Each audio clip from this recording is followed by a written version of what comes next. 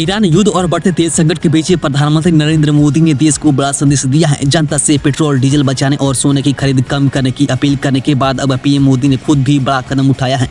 खबर है कि प्रधानमंत्री ने अपने आधिकारिक काफिले को लगभग 50% तक कम करने का आदेश दिया है। इतना ही नहीं, अब पीएम के काफिले में इलेक्ट्रिक व्हीकल यानी ईवी गाड़ियां के इस्तेमाल पर भी जोर दिया जा रहा है।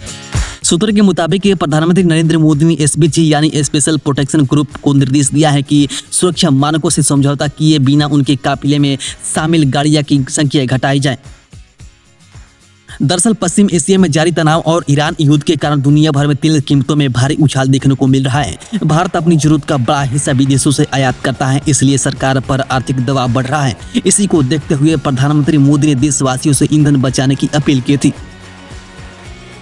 प्रधानमंत्री ने अपने संबोधन में कहा कि लोग जहां संभव वहां पब्लिक ट्रांसपोर्ट का इस्तेमाल करें, कार पूलिंग अपनाएं और गैर जरूरी यात्राओं से बचें। इसके अलावा उन्होंने 1 साल तक सोने की अनावश्यक खरीदारी टालने की सलाह दी थी ताकि विदेशी मुद्रा भंडार पर दबाव कम हो सके। अब प्रधानमंत्री ने खुद अपने काफिले को छोटा कर यह संदेश देने की कोशिश की है कि देश हित में हर किसी को योगदान देना होगा। रिपोर्ट के मुताबिक पहले पीएम के काफिले में लगभग 12 से 15 वाहन शामिल रहते थे, लेकिन अब इसे काफी हद तक कम कर दिया गया है।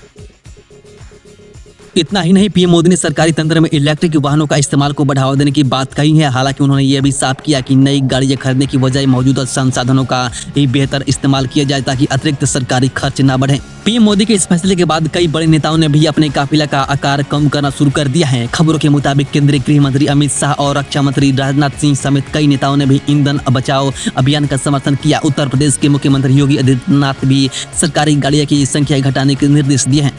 वहीं विपक्ष इस मुद्दे पर सरकार को घेरने की कोशिश कर रहा है। कुछ विपक्षी नेताओं का कहना है कि सरकार को सिर्फ जनता को सलाह देने की बजाय महंगाई और तेल संकट से निपटने के लिए ठोस आर्थिक कदम उठाने चाहिए। हालांकि बीजेपी का कहना है कि प्रधानमंत्री मोदी खुद उदाहरण पेश कर रहे हैं और यही असली नेतृत्व की पहचान है। वहीं विशेषज्ञों का मानना है कि अगर पश्चिम एशिया में हालात और बिगड़ते हैं तो भारत में पेट्रोल डीजल की कीमतें और बढ़ सकती हैं। ऐसे में सरकार अभी से ईंधन बचत और विदेशी मुद्रा संरक्षण को लेकर गंभीर नजर आ रही है।